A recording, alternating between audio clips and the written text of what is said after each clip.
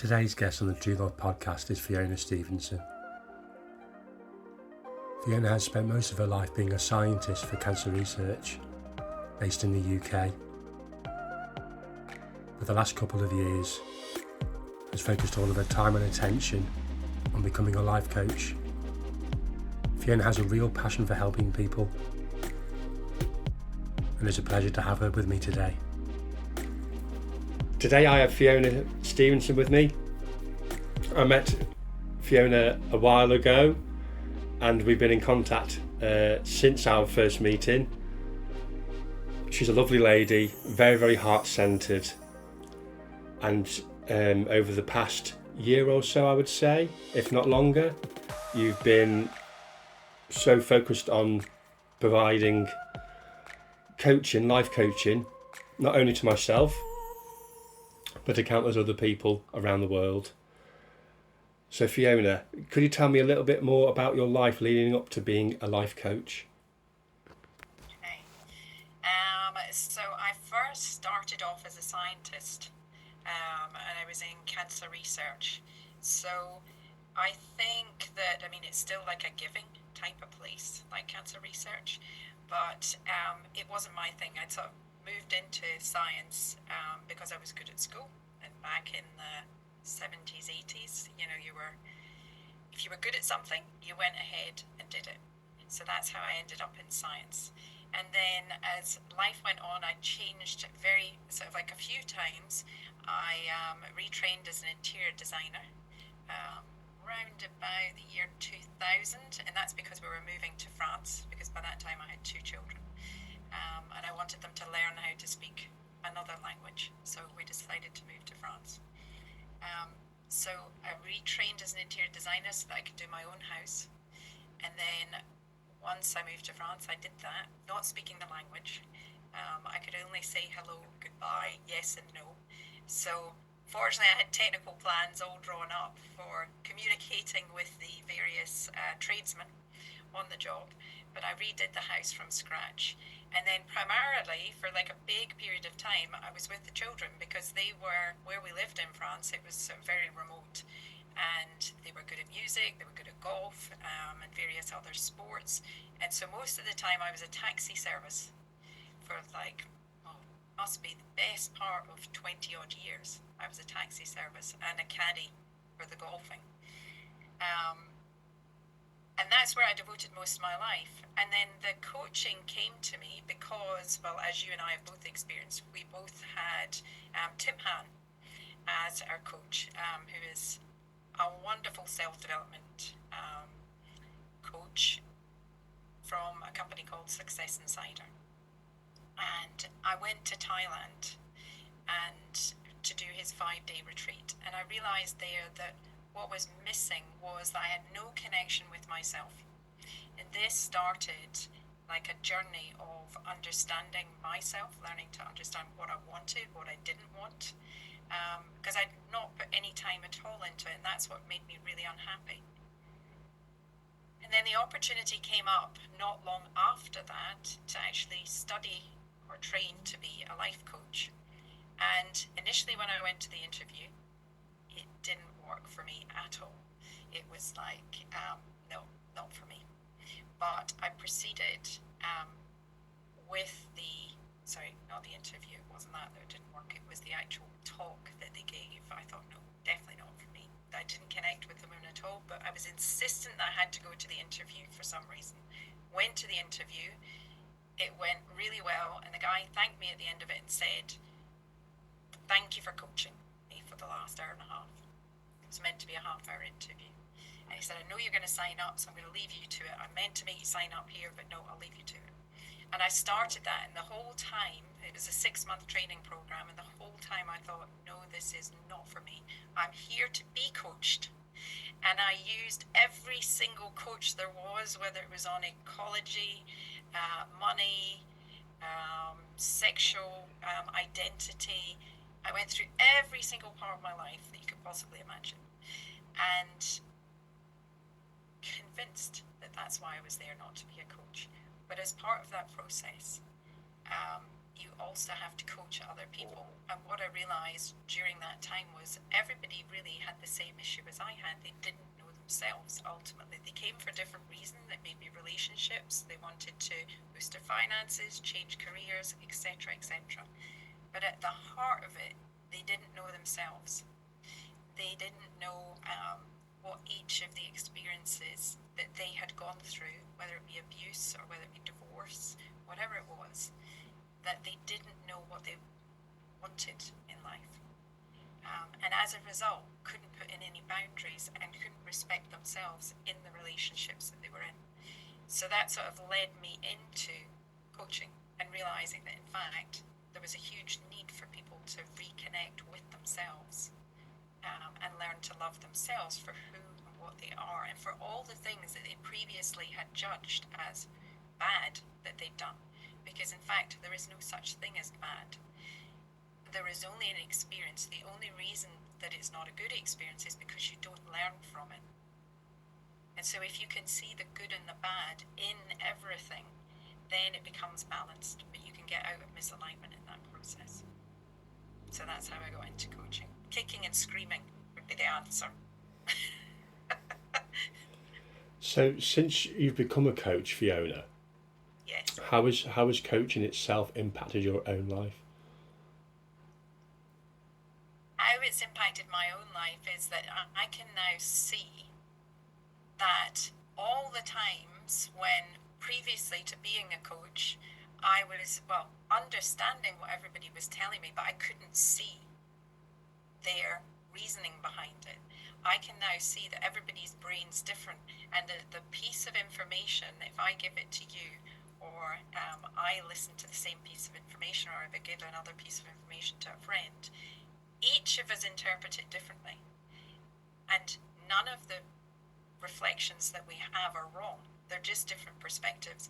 So I would say that how it's impacted me the most is to be more patient and more understanding with other people, because I can now see that everybody's brain is so complex, and we've told each other our own stories, but we're not listening to the story of the other person. So I think that's how it enhances it. What have you learned about yourself since being a life coach? Myself, well, I think the biggest thing I've learned about myself is that I didn't realize, and it's only from other people's reflections to me, clients' reflections to me, I didn't realize that I was able to hold a space in which people felt entirely comfortable and loved enough to be able to open up about things that they've never opened up to anybody else. That I was able to hold a space of complete love, because I had never done that for myself. And I think to a certain extent I still don't do that for myself. I still constantly analyze. I'm getting closer to that point, but I'm able to do that for another person, and I did not know that I could do that for another person. And it's only from them telling me that I've understood how important that actually is, to be in a space of absolutely no judgment and unconditional love. Could you go through like a typical coaching session with me, and what you do over your time that you have with like myself, that you've coached me before in the past, but also many other clients that you've had the experience of coaching them also? So the first thing I'd say is there is no such thing as a typical coaching session, because every single one of my clients has a different way that they want to work. So some people want somebody who just holds space and says nothing. Some clients want somebody to interject, like on a regular basis. Some clients want somebody to be gentle with them. Some clients want them to be in the middle, to push, but at the same time to be gentle. And others want to be given a good kick up the bottom. But from my perspective, every client already comes to me whole and complete. That's the really important part. They're already whole. They already have all the answers inside them. So there is no need for me to actually tell you what to do, or prescribe a certain way of working. All I have to do is to ask you the questions, to reflect back to you the things that you're saying, so that you can actually see that you have the answers inside of you. And that's the thing that's common, is allowing people to have that space, number one, and the time for somebody to truly listen and then reflect back so that they can see they can already do it.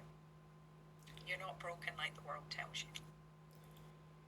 So just touching on that, what would you say is an important element of successful coaching? I think the most important thing is knowing that you don't have the answers for the other person. They have the answers for themselves. How do you help your clients discover that? By holding that space of, I suppose, first of all, I'd say it was quietness, just listening. You're holding a space where you're actually listening to what they say, and they've never really had that before. They're being seen. You're holding a space where they're seen completely, or completely to the extent that they feel comfortable sharing. That's how you bring them to that point. And as time goes on, they learn to trust that it is 100% that. There is no judgment, that they can tell you the most shocking things in their lives. And that they think that other people will judge them for, and it's probably a truth that they have been judged for it in the eyes of other people. But what they come to realize in the space with me is that there is nothing that they can tell me that will change the way I feel about you. Can you provide an example how you've helped a client overcome significant obstacles or achieve a major breakthrough? Well, again, I would say that I personally, although I've held the space, they are the ones that have overcome the obstacle. So I can give you an example of, like somebody who will come to me with, like significant trauma in their past, for example, who's come with sort of abuse in their past, significant abuse, which has impacted the whole of their lives. And they themselves discovered that by their own methods to actually, that's all I can say because I can't be too specific, they've discovered their own methods to actually work through all of that trauma and actually express it so that it's now useful. So they've gone from a point of not being able to speak about it at all to being able to express it to the whole of the world. And they are now going to put that into a format that will allow other people throughout the world to actually benefit and see how you can work through that trauma. Do you have a philosophy, Fiona, when it comes to your own coaching style and how you interact with your clients? Yeah. So I suppose my philosophy, if I had to put it as a philosophy, would be that I see all the clients as already whole and complete. The philosophy then would be a place of holding a space of non-judgment, total acceptance of who they are, exactly as they are, with all of their past, no matter what they've done, and holding that space of unconditional love for them so that they are able to learn to accept themselves, all of themselves, including all the parts that the rest of the world judged and is pushed back on them, that it's like blame and shame and guilt. They've given them all that for the whole of their life, and it's coming to that point of total acceptance. So that's what I would say the philosophy was. It's very, very simple. And often people think that it's too simple, but it really is that simple. And I think we forget that in the world nowadays. And we think that it all has to be super complicated and we have to pay a lot of money and we can't be fixed. And that's the biggest philosophy for me, is that you don't need to spend a lot of time, maybe 3 months. And if you work out exactly yourself, and what works for you, you can then carry on. my purpose is to give you a set of tools within that first 3 months that then you can carry forward, and it is up to you to do the work. But at that point, you are ready to go. You are set because you've understood that it's inside you and you're ready to move on. I don't want to keep you going in the same loop.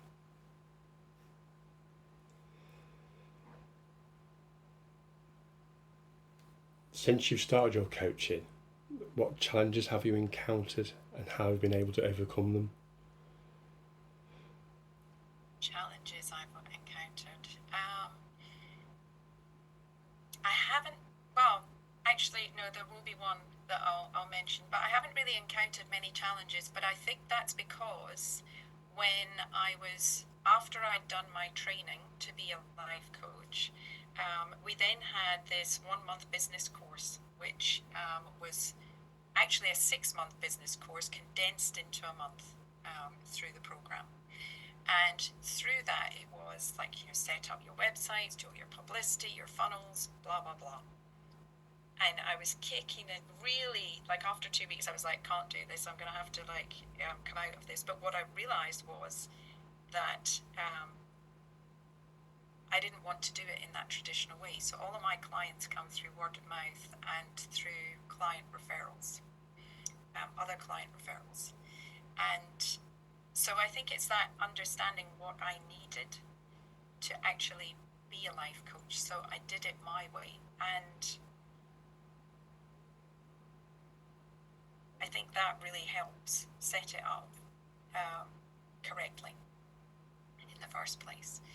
And understanding that I needed, because I only ever take on 10 clients at one time, that I needed at least 50% of my time to continue working on myself. And I think that's the biggest thing that has helped me, is my continual development, because that helps my clients as well. And I would say that's why I haven't really experienced too many issues. The only issue that I think I've experienced was when I had a client come to me who had significant issues over a 30-year period, a very, very long time. And I was concerned that I wasn't able to cope with that because it was a subject that I had never. But then when I realized, because we continue to do coaching supervision, when you're I'm overseen by the Association for Coaching, and we have to do continued supervision every month. And when I actually discussed it with them, it was a case of almost that I'd forgotten this client is whole and complete. So I think that it's overcome all of these things and any fears that you have through this constant supervision work as well. But that's the only issue I would say that and that's because I forgot my first statement, which is you are whole and complete. Can you sort of describe what these accountability calls are like for you? Yes. When you have them with the overseeing bodies of your coaching? Yeah. So we have 2 types of calls. So the first is you have the choice to go and actually be the coach in front of the other people in the group, or you can be the client, or you can be an observer, and then you write down how you think that they could have improved their coaching. And there are 10 principles by which you are sort of assessed during that time. So that's one format for the call. And then the second format for the call is where everybody in the group shares any issues that they've been having, either with a client, or it can be issues that they themselves are experiencing. So as I just said, about how I basically was afraid about my capability as a coach to deal with a particular topic. So you can discuss that with the others. In both situations, the calls are all confidential and you're not allowed to actually name the client, because you can never be able to identify the client. So we're governed by similar rules to, like psychiatrists, psychologists, things like that. You cannot reveal anything about a client. So there's client confidentiality at all times, and so therefore, there's a contract, etc., so that a client can never be put in a vulnerable position. Thank you, Fiona. What has been some of the biggest takeaways that you've had on your ongoing journey with being a life coach? and how have you implemented those takeaways yourself into your own life, into your own practice?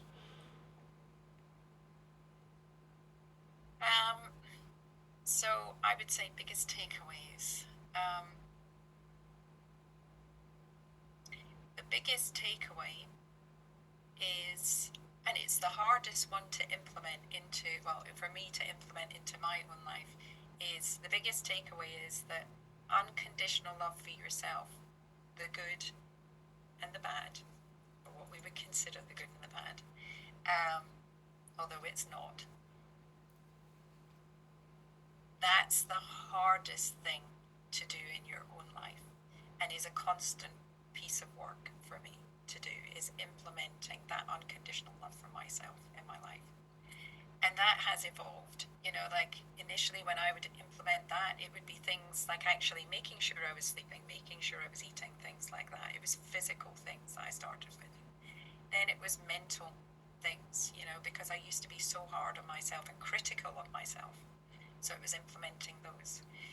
And I would say that those things are constant work, because you may think that you've achieved them, but you can't ever stop them.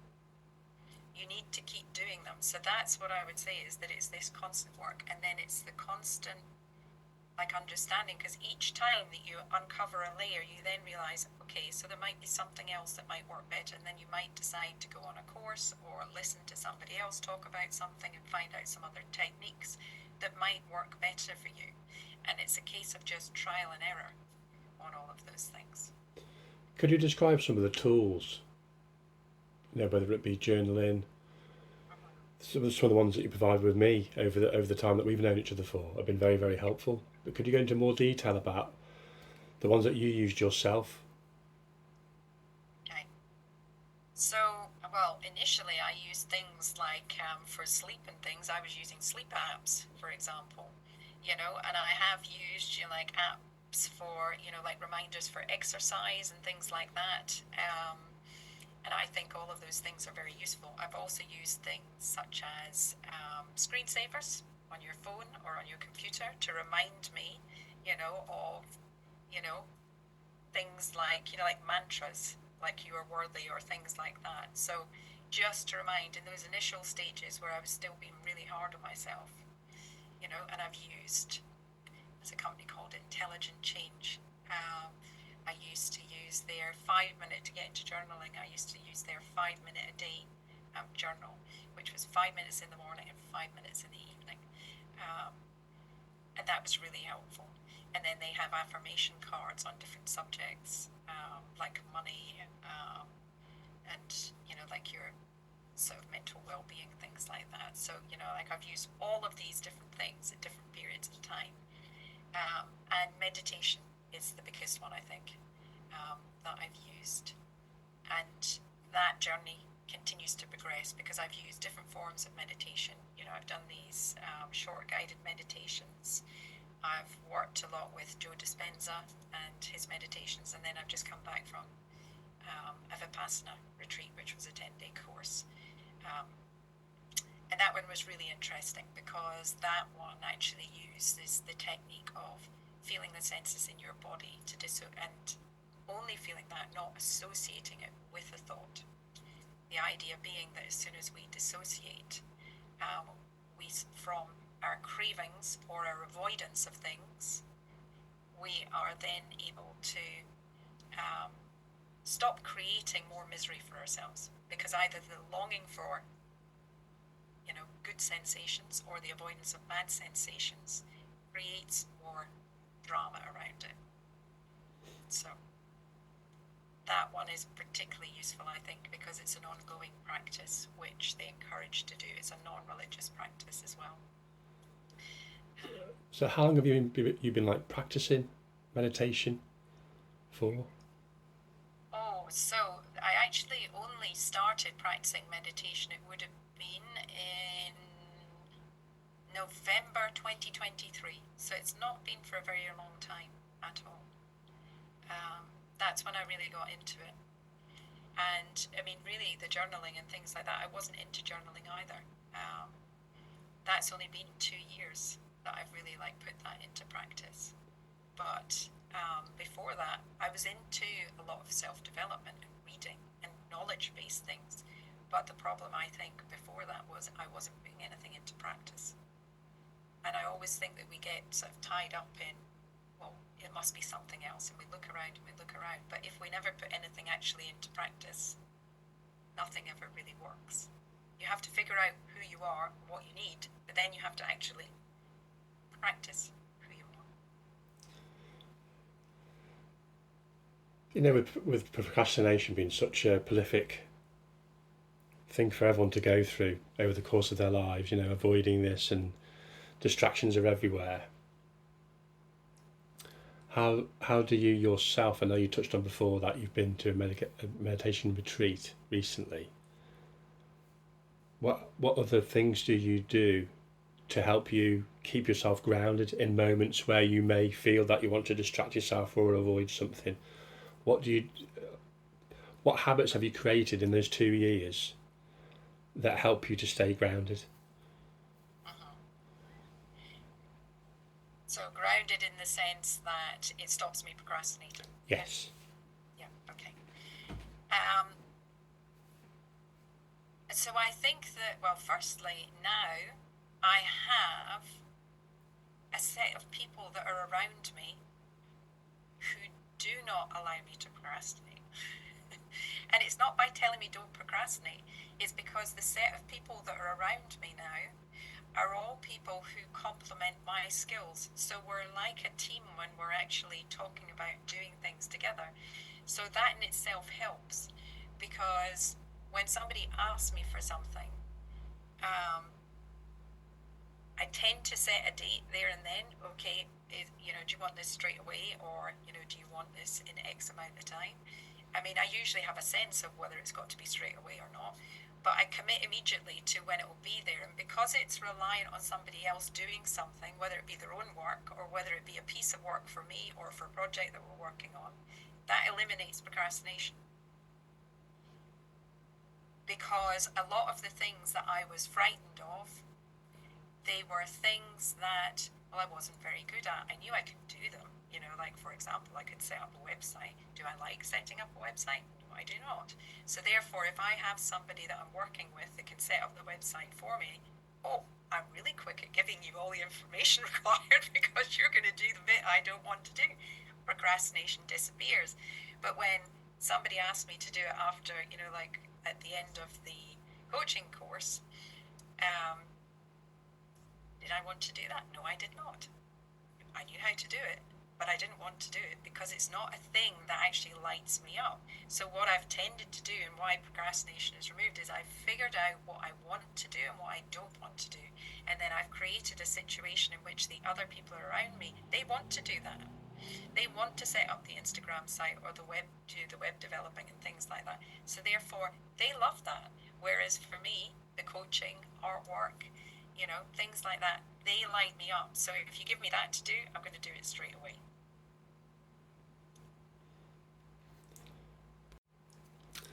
On your journey so far, Fiona, Yes. and all the ups and downs of life, as it's not a linear journey, what would you say to somebody who is thinking about whether it's to become a life coach themselves, or wanting to invest in having coaching themselves, with your own experiences of what you've gone through and my own? What would you say to somebody who may be considering that journey, either firstly becoming a life coach or then becoming a client for a life coach? Yeah. So with that, I would say you have to go with your instinct as to whether you want to be a life coach. And it doesn't necessarily, people say to you that it has to be because you want to serve other people. It doesn't. By serving yourself, by growing yourself, you actually serve other people. I think it's a misunderstanding. So never let somebody hold you back and say, oh, you're not ready to be a life coach. Because if you went on that basis, nobody's ready to be a life coach because nobody's perfect. So do what you feel called to do, and if you feel really passionate about helping, like talking to other people, it's not even helping other people, talking to other people and listening to them, more importantly. If you feel passionate about that, whether you're a quiet person or an outgoing person, then it doesn't matter. Just do it. And if you think you need coaching, you can do coaching and train to be a coach at the same time, because that's part of the process. And I think it makes you a more powerful coach, because by being coached, because you have to do pro bono work when you're training to be a coach, and by being that coachee, we call it, at the time, then it actually helps you learn what you want to be as the coach. So you'll get other coaches that will sit and won't look at you the whole time that they're coaching you, or you can see that they go on your phone and you go, oh, okay then, well, that's a really bad thing, because you can see on Zoom that somebody's looking on their phone. So you're thinking, I don't think I'd be very impressed if I was a client. So you learn so much, and you learn a lot about yourself, and by learning about yourself, you help your client. So whether you feel you need to be coached or you want to be a coach, it doesn't matter. You just have to want it. So what would you say, in your experience so far being a life coach, has been your biggest success? That and also includes you. Would you say that you've had huge success in your own development? And could you like sort of talk me through the successes you may think that you've had along the way that's helped you to get you to where you are now? Successes. I think what I've learned in the whole time as a coach, Christopher, is there is no such thing as success and failure. Okay, success and failure is the worst thing possible. It's the thing we're judged on the whole time, because it's the world telling us how we should or should not be. And that's the biggest thing, is to learn that nobody can tell you how you should or shouldn't be except for yourself. And so the things that I would consider a success, I think the thing that I would consider the success is that I've got to the point where I can just be me in the coaching session. That's a success. And I think that's the success for all of my clients, even if it's only with me to start with, that they are able to be themselves. And as a result of being themselves, they start to love themselves. And when they start to love themselves, the world around them changes.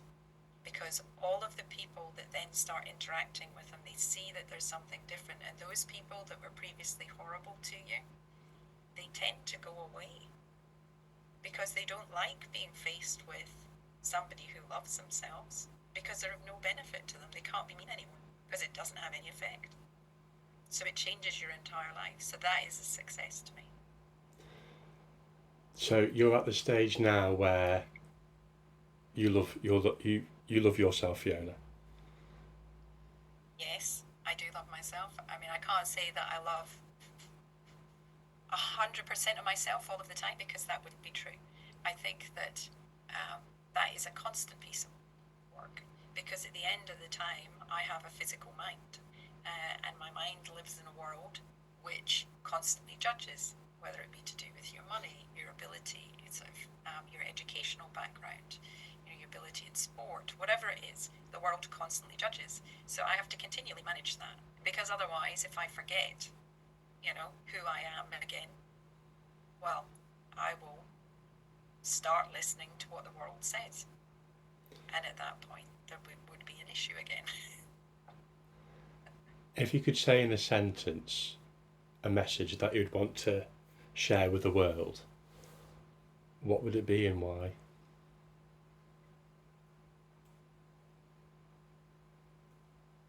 The message that I would send is that you are already whole and complete.